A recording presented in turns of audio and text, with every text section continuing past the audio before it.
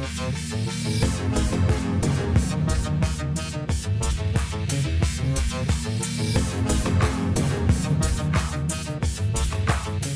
Sciforror Film Podcast.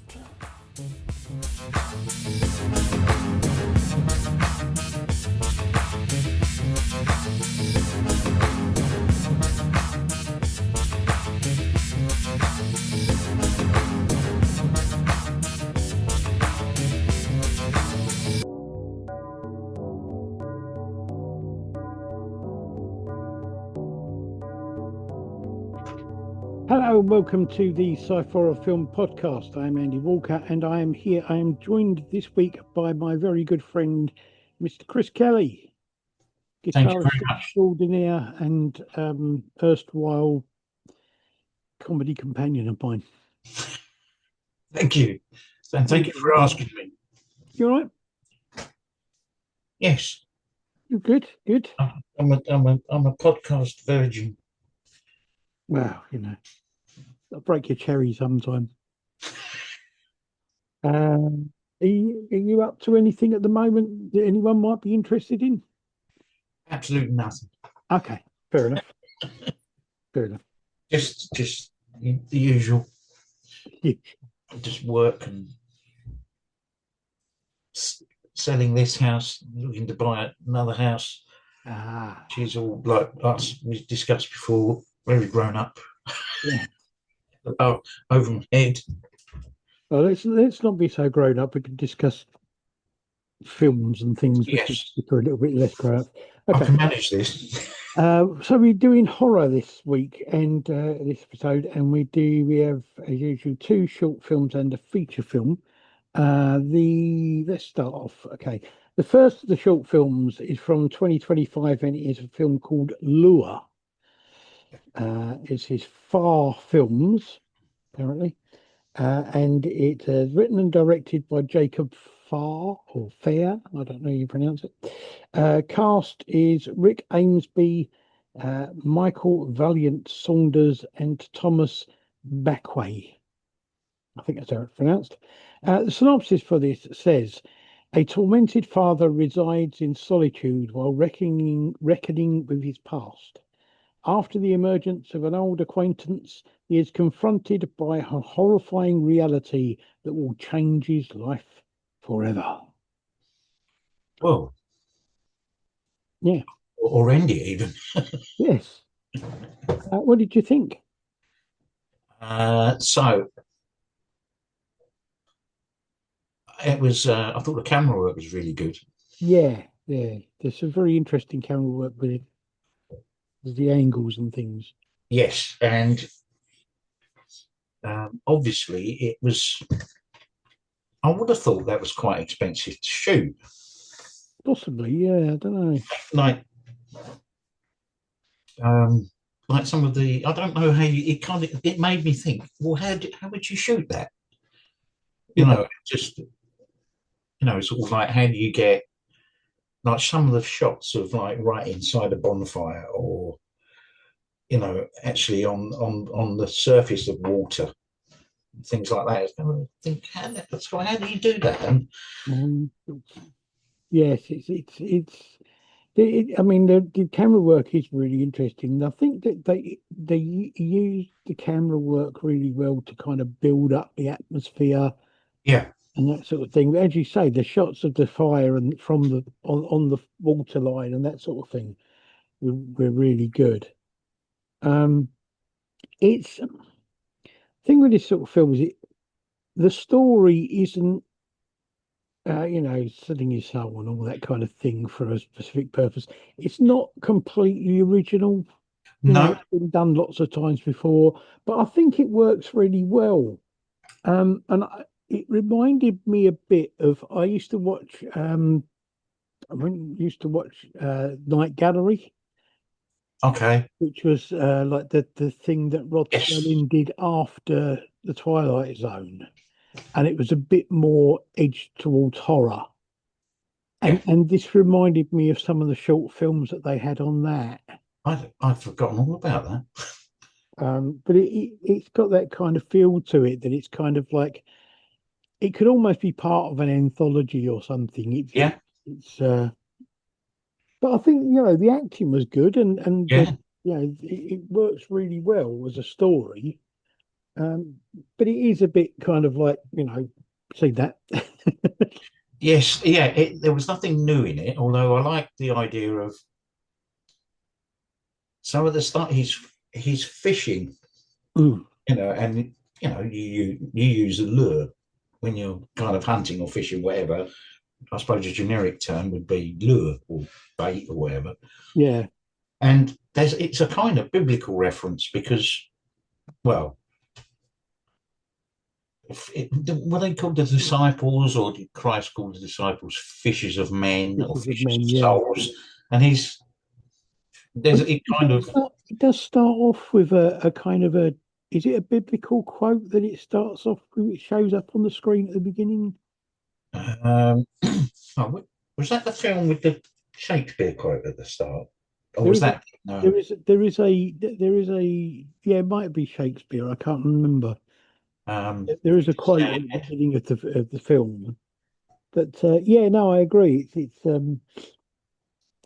one of it's those. I saying, thought it was a good film though. I thought it was well made and well acted, and yeah, it was. Yeah, I agree. It was. worth having a look at. It was good quality. I Yes, thought it was very good quality. definitely. And Okay. The second of our short films is somewhat different. This is also from 2025, and this is called Sick. yeah, It's directed by Travis Brunner. The cast is Travis Brunner, Drake Booz. It is actually subtitled an analog horror film. And the synopsis, it says a film about sickness, pain, and the power that people hold over those weaker than them. over there. Over them, those weaker than them. Now that's interesting because I didn't know that, um, Yeah, but I kind of it did actually get that across because I thought it was somebody's journey through treatment, yeah, and you could, the people in power would be, the people you're going to seek treatment from. There is a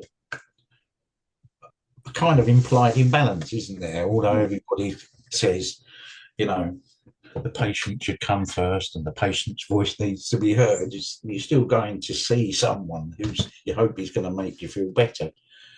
Um, The thing I found interesting about this, apart from, I mean, there's some interesting camera work and color effects, but the thing I found interesting about it is it doesn't have like a narrative story as such. And I found it in a couple of places a bit difficult to understand exactly what they were trying to say with the film. it, Um, it was implying um, different degrees of, oh, well, it looked like different degrees of kind of torture. yeah, But I think it's. I mean, for me, I think it comes across that it's about mental health disorders yeah, and things yeah, like that. But I found it really odd because there were some bits of it that seemed to be really slow, and other bits that were incredibly jumpy and didn't kind of and disconnected. yeah. Now, it's disturbing. Yeah, it is disturbing in places. It definitely is. Um, and the thing at the end where the last kind of um, character who's giving treatment is kind of somebody off screen, or someone that talks down to him and says, "Did it go well?" or something, and he sort Yeah, of shakes his head and he goes, "Oh well, never mind. You're forgiven." And I'm yeah. I couldn't work out if that was meant to be some kind of demonic or thing, or if it was supposed to be a godlike thing, yeah, or what it was. Really.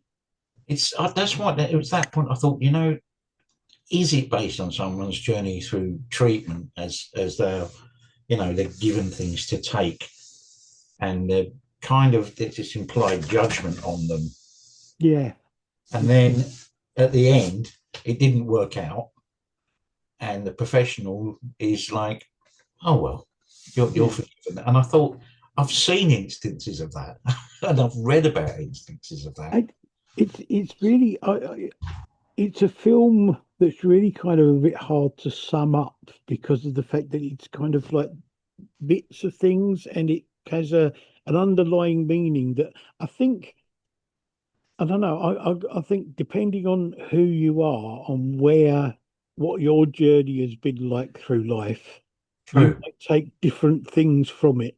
Yeah, and so that's why it spoke to me in that way. I Yeah. guess. But it's an interesting film to watch. It's kind of one of those films that I'm not sure if I can really say I really liked it, but it was interesting to have sat and watched it. Yes, I did find it disturbing. Uh, Yeah. There and were definitely places that I thought, oh, this is a bit hard to watch. yes, But and it's strange because I would have thought that would be quite a lot cheaper to make than the first one. yeah, I think so because I think it looked like it was all done in within sort of like a smaller kind of set type Yeah, thing, and it's mainly done from a few camera angles, and it's not hasn't got a huge amount of this, the same sort of thing. You haven't got the same sort of problems as filming outside as well, with sound, yeah, light, and all that kind of thing. But yeah, yeah. The masks or the makeup, yeah, it was disturbing. yeah. But yeah, I'd definitely say it was worth having a watch and see what you think. Yeah, I think so. Yeah. Okay.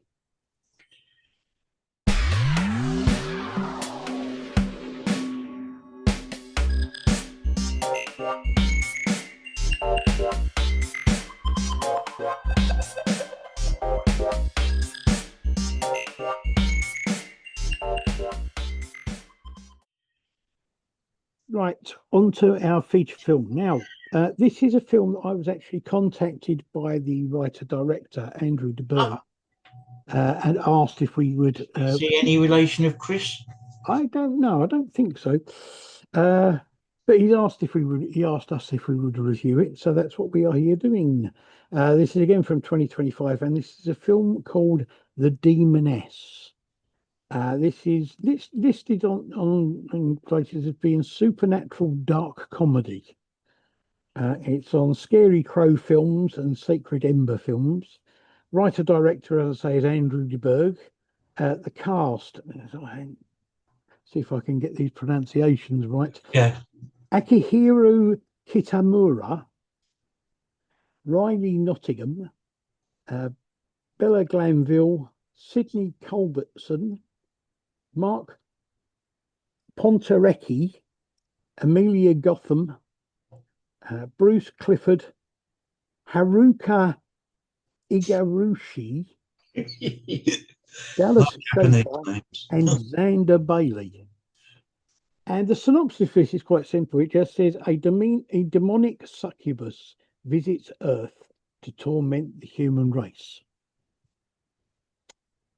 I didn't realize actually when I started watching this that this was supposed to be a dark comedy. Yeah, And I also didn't realize it's kind of like an anthology film because there are about four or five different stories all kind of linked together by the main character. yeah, It's got an interesting start. yeah, The lighting effects in the start I thought were very, very interesting, very well done.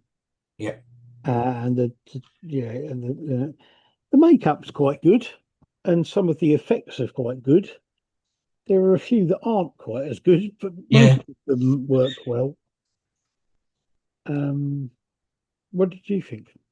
I thought, yeah, obviously, it's made to a budget, Yeah, um, and one of those was, well, the Demoness, when she's in Demoness form, um, moves in a jerky fashion, whereas in other expensive Hollywood productions like The Ring and The Grudge, it's done in a strange form of editing. I don't know how they do it, yeah, yeah, but it's more disturbing.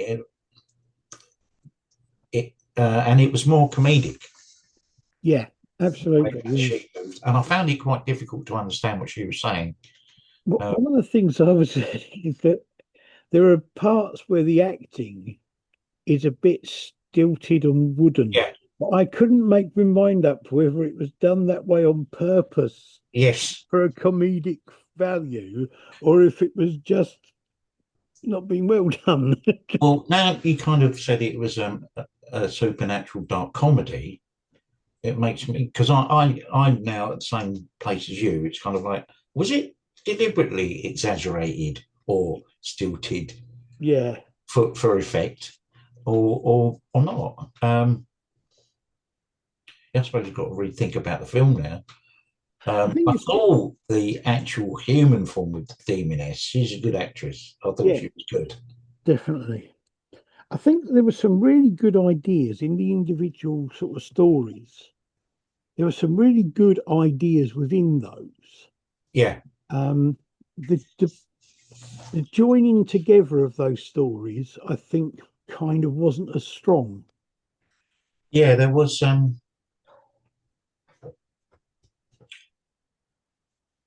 yeah, there was didn't and she'd sit down and summon the devil every Satan or Lucifer every Yeah. now and again. And I thought he said, you have to kill 10 or I'll turn you into eternity and you'll die of boredom over and over and over again. I Yeah. was like, oh, that sounds awful. That sounds dreadful. But yeah, but that sounds worse than being hacked apart with a cleaver, to be honest. But um, But it's, I mean, one thing I will say is that I'm not huge on comedy horror, and I'm not huge on American comedy. yeah, But I found this quite entertaining, and it wasn't a hardship to watch it, and I didn't come away from it thinking, well, that was awful. no, there was I thought it kind of got better and the pace improved as it went on. Yeah, definitely. Like the section involving the neighbours Yeah, was better.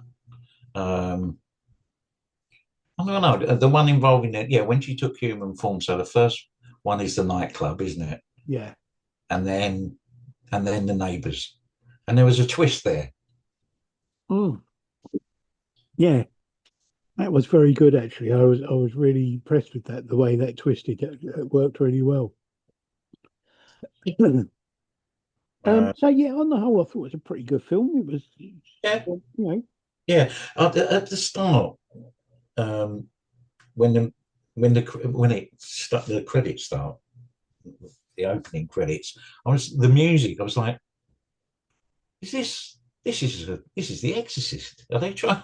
It sounded that 70s synth yeah, kind of it's got a very similar sort of feel to it.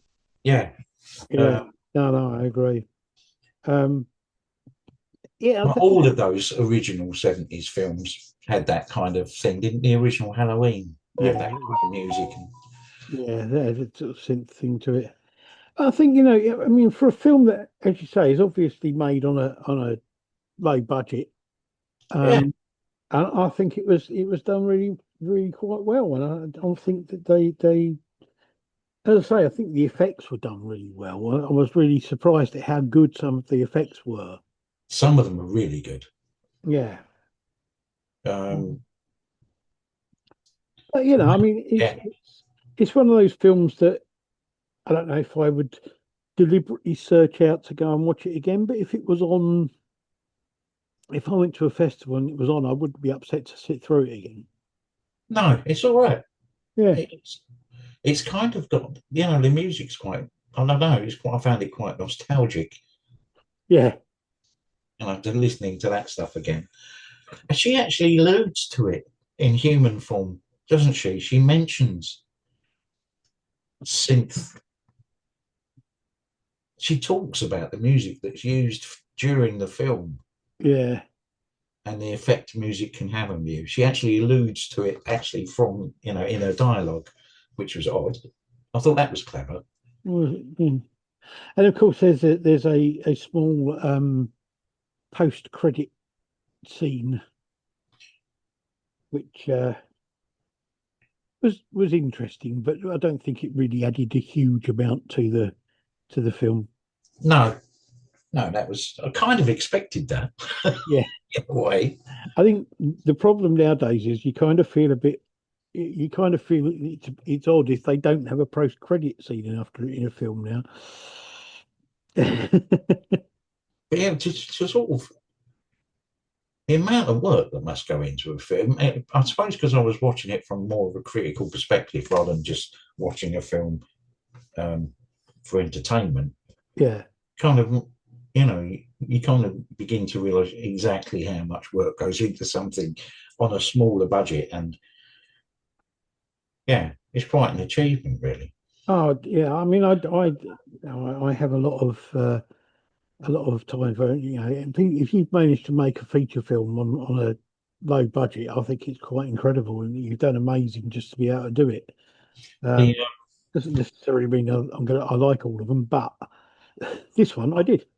I think the Shakespeare quote was at the start of this film. Possibly, yeah. I Is it can't think. hell is empty now, all the demons are here with us, or something like that. Yeah, yeah, it might have been it. Yeah. So yeah, so there you go.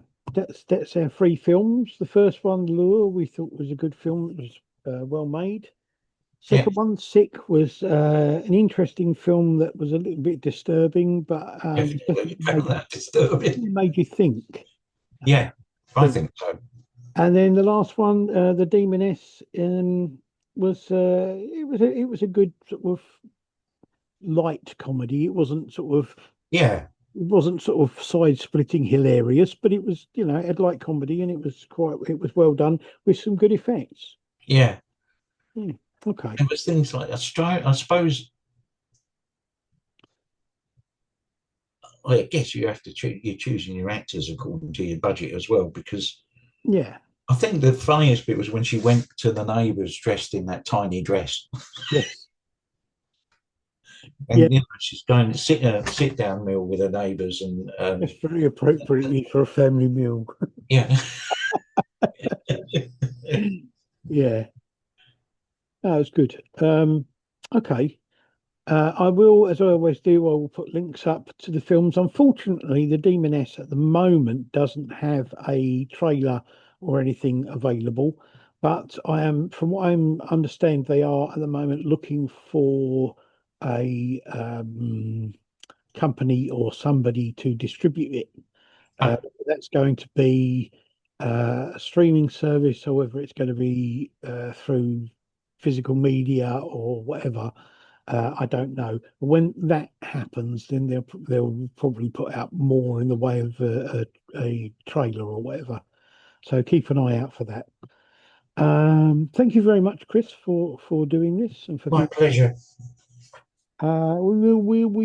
We will return again next time with some science fiction. Yes, And I look forward to that. no, um, all things being equal, they should have to add up to something or not. Probably zero. I don't know. Anyway, until next time, thank you very much. Bye. Bye.